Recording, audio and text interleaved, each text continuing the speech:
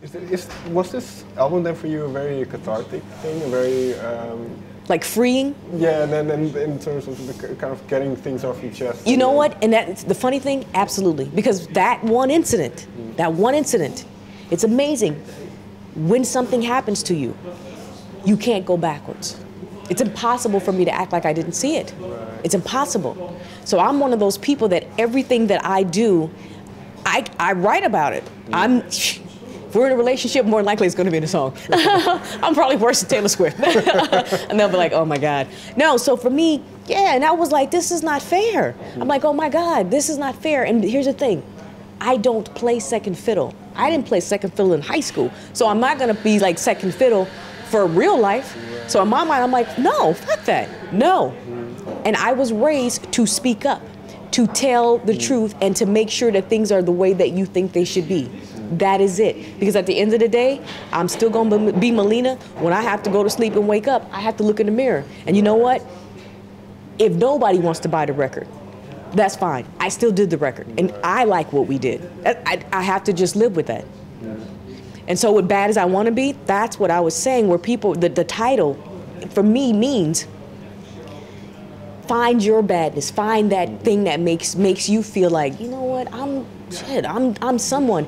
And for me, it's me saying, here's this with, like I said, the stake in the ground. And then, like, you know how if you think of Superman, he's got his cape. In the beginning, he's Clark Kent, he gets his cape. So for me, it's like, I look regular, I am regular. And then when it's time for stage, I get on my red lipsticks, my smoky eye, and I feel like that's part of my outfit to go and be like, let's do this. You know what I mean? It feels like you now that superhero where it's like, man, I'm on stage, this is our music, now you're in my space, and you're gonna listen to what I have to say, and that's that. That's how I see it. And then obviously you have the guitar as well, so... Yeah, and the guitar is the state, man. It's kind of like when you see some Superman, you know, he got the cape, he's flying, right. Spider-Man is spinning webs, and for me, I'm like, boom, here's the axe, what do you got?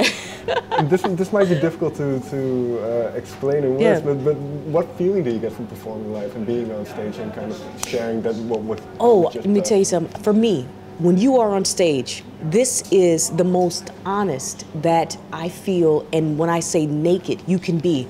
Because when you are really in your element, that is also what I am saying. Find that thing that makes you special, because when you do it, you naturally exude this light that inspires people to go, man, I can do that. And that is generally when you find people who really enjoy what they're doing. I mean, it could be anything, it's simple, but if they are in their truth, living in their truth, that's what it can't help but inspire you. So when I'm on stage, that's really, I'm in my element. I'm in my truth. I am doing Malina. And it feels so good. And when that next level of it happens where you're playing, it's kind of like you're not even on the stage.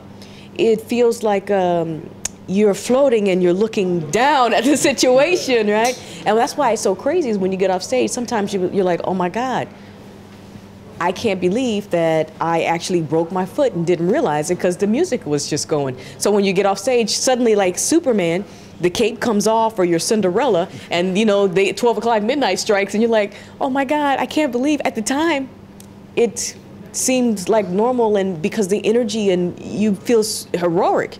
But then when the last note hits and it's done, it's like the pumpkin. You go back. Yeah, you go back, and then you go, oh my God, what was I doing? My leg? What, you know? Yeah. And I've heard many people say that, but that's the power of music. That's crazy, right? Well, you just you touched upon something that I find, well, it shouldn't be, but it is very intimate, because obviously you are a minority, yeah. You are a woman. Yeah.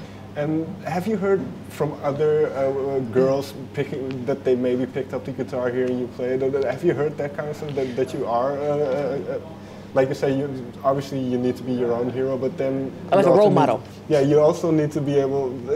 This discussion goes into movies as well, where you mean the representation of... Absolutely, especially right now with the Me Too movement. Exactly. So, especially with the Me Too movement, I'll say this, it's not specifically just towards music or acting. I think that for women in general, in all the industries, we have, as women, have learned to just get by with certain things that people say. And what's so incredible is that now people are actually being held accountable for what they do and the misconduct that they use and just being disrespectful. What I'm excited about is because now it's going to boil down to the things that my parents raised me on: ethics, morals, and common sense. Because these three things are so important. I myself personally don't fuck with anybody who doesn't carry these three things. That's it. I'm telling you, simply because I just don't. You can't argue with a fool. All right, I don't do it. So, but for me, back to the subject on the women, you know, even myself as a woman, I've had situations that have come up, but as I said, I'm also that person that's going to tell you about it. And for women who don't have the opportunity or who aren't as brave, I just feel like it's important, and what's happening is for all the women to come together so that we can give the voice to the voiceless, which is what I'm excited about, because that's exactly what's happening. And more importantly, what guys do, this is why I'm like, I don't get it. You know how there's a Justice League. So the Justice League, you know, if you say, you know, Superman's in his own lane, Spider-Man's in his own lane, you know what I mean? You got Wonder Woman. So to me, everybody has a lane. Everybody counts. They all need each other. So to me, I'm like, man, all these other women lift each other up. That is what guys do. That's why when guys are doing deals, they're like, you know what, let me call my boy over at for this financing, and maybe we can get this guy over here at PR. And next thing you know, they've put together an amazing machine because they're working together. And when you have people in amazing positions, it helps to elevate not just you, but everybody. So for me, that is why I go back to, I'm looking for my tribe, the people who are secure with who they are as a person. I'm no threat to you. You're no threat to me. You got your own thing. Guess what? I appreciate that. I love that. And I would hope that you would feel the same way about me. What happens is life has a way of weeding out people. And like I always say, if I cut you off, you probably gave me the scissors. That's real. Because I love everybody. But for me, and with this, the movement for women, this is the best time to be alive for a woman, and the best time to do so many things, because now we are demanding. We've been demanding, but now it's like we are really, really being heard. And it is incredible. And once Harvey Weinstein, oh my God, was taken down, it was just like, I couldn't believe it. I was like, oh my God. And one by one, because there are so many guys who will definitely use their power position to get you to do certain things.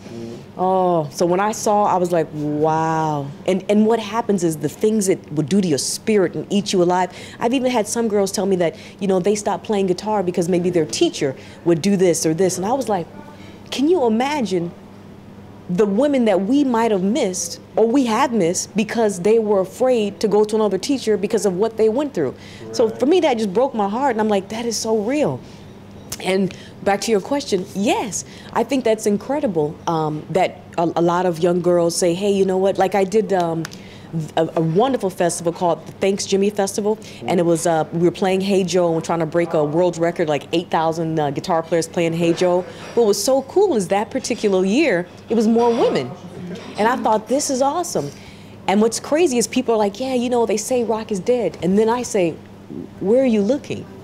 Because if you go on social media, Instagram, Facebook, Twitter, oh my God, everybody is playing somebody's rock solo, everyone's playing guitar. Anything that you're looking to find, do, you can key it up from your computer, from your phone.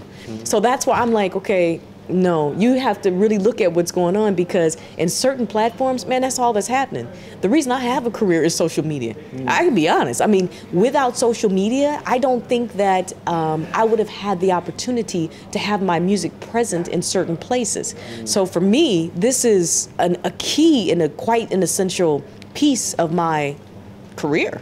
But final question then, yeah. But because I read something where you talked about this, that we talked about the funk and kind of that tradition in music, but you also very much of this time that you want to go along with what technology has to offer, for instance, social media, and you don't want to be just a traditionalist. And oh my God, yeah, because like I said, to me right now, you are in a new era, and if you want to survive and to thrive, for me, I look at this whole industry in a whole different spectrum. I think the music industry is still trying to get its legs, because there's so many dynamics that are taking place.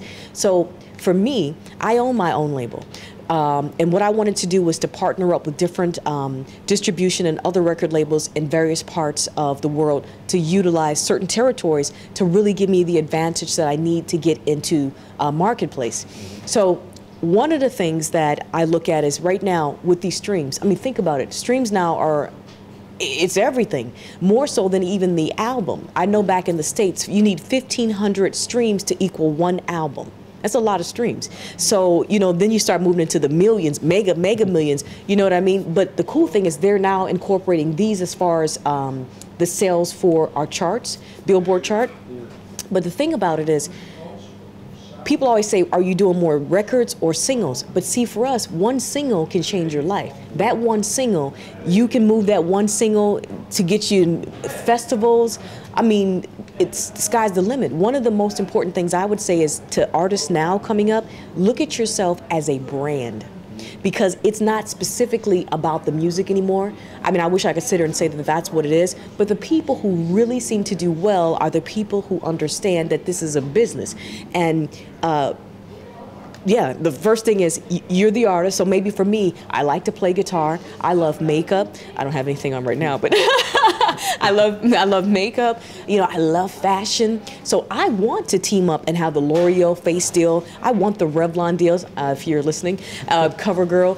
And then I'd love to see a signature guitar from Malina Moye, fashion. I also have a foundation. It's a 501c3, and it's called Drive Hope. And what we do is we encourage our youth, underprivileged youth, to find what it is that make them great. And we bring in different people to come in and to speak. And they explain the who, what, when, where, and how they became the people they are, so that others realize, hey, you can do this too. And real side note, one thing people don't know about me is I actually came to Minnesota with $20. California with $20. I was homeless. I used to live in the street. I used to wash up in the gas station. I'd park my car, and I was sleeping between the front and the back seat of the car, and I put clothes over my head, and I have a knife and a Bible. And so the reason I am so adamant, and I can say to people, I'm telling you, this can happen, is because I came there with nothing. Zero. I would look on the ground for pennies to tape up to buy a burger. Right. So when people say, oh, Malina, man, don't forget about where you come from. How? This is me. How? How could I forget? Even if I have $1 million, $2 million, in my mind, I'm like, you never forget where you come from. That is like everything to me. And I would say this, enjoy and embrace every moment in your life as well, because these are the things that help to define and shape you. Right. It's so important. Accept all of it and grow and learn and move on and share. That's a part of the process. That's how you get good. That's a beautiful note to end on. And I'll thank you. And I'll look, please, and if you can, follow us on social media, Malina Moye. Say hi. Let me know what you think about the album. And I look forward to seeing you guys when we come back on tour. All right. Malina, thank you very much for your time. The pleasure was mine. Thank you. Thank you.